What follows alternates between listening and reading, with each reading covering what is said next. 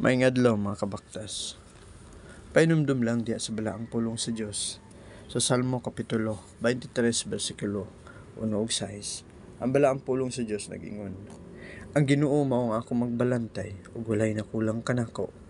Gipapahulay niya ako sa mga lunhang sibsibanan ug gitultulan niya ako sa tin-aw nga katubigan. Gilig-on niya ako, gitultulan niya ako sa dalan nga angay kong subayon tungod og alang sa iyang ngalan. Bisan pag maglakaw ako sa ngitngit nga walog sa kamatayon, dili ako mahadlok, kay nag-uban ka man kanako. Gipanalipdan mo ako pinagi sa mong sungkod ug bunal, ug giandaman mo ako pagkaon at tubangan sa akong mga kaaway. Gidihugan mo glana ang akong ulo, ug ipaawas mo ang akong kupa. Ang imong kaayo ug gugma mag-uban kanako sa tibok kong kinabuhi, ug magpuyo ako sa balay sa Ginoo hangtod sa kahangturan. Amen. Dalaygon ka o Dios sa walay katapusan. Salamat sa imong balaang pulong.